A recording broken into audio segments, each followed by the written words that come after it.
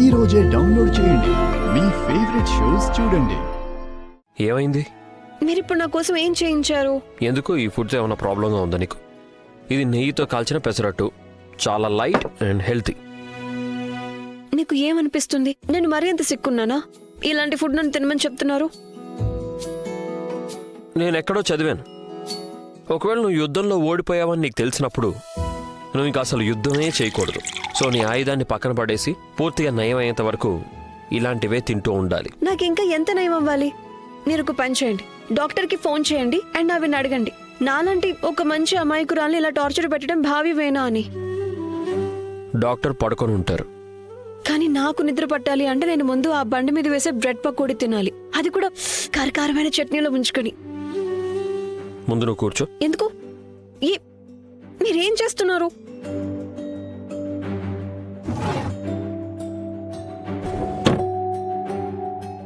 మీరిప్పుడు నా స్పెషల్ పర్స్తో ఏం చేయబోతున్నారు? నేను ఒకటి చెప్తాను, వింటావా? లేదు.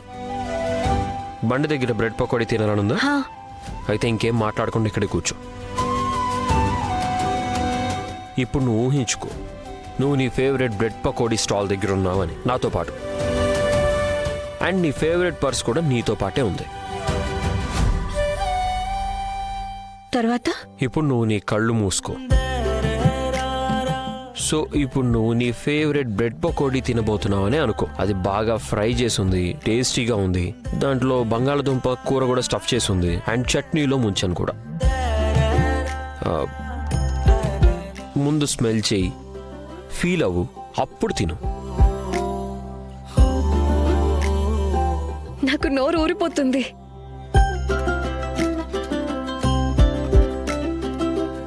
నీకు తెలీదు రేఖ, నువ్వు ఊపిరి తీసుకోకుండా ఉన్న ఆ క్షణం నాకు ఎలా అనిపించిందో. ఎలా ఉంది? చాలా టేస్టీగా ఉంది. గుడ్. ఇప్పుడు నేను ఇంకో బైట్ తినిపించబోతున్నాను, ఈసారి పుదీనా చట్నీతో. ఓకే?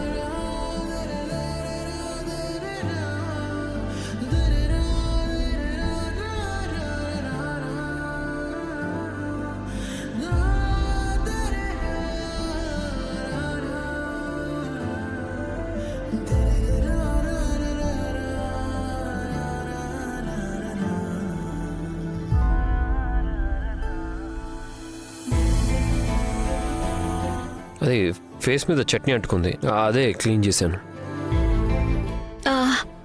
నాకు నాకు చాలా ఉక్క పోస్తుంది. కానీ నేను ఏసీ మాత్రం ఆన్ చేయను. ఏంటి? నువ్వు రాత్రంతా నీళ్ళల్లో ఉన్నావు, మర్చిపోయావా ఏంటి? కానీ మీకు ఏసీ లేకపోతే నిద్ర పట్టదు కదా. ఏం పర్వాలేదు, నేను అడ్జస్ట్ అవుతాను. కానీ నో అంటే నో. మీకు తెలుసు కదా నాకు ఎవరి మాట ఎవరంటే నచ్చదు అని. కానీ నీకు తెలుసు కదా, నాకు అందరితో నా పని ఎలా చేయించుకోవాలో బాగా తెలుసు.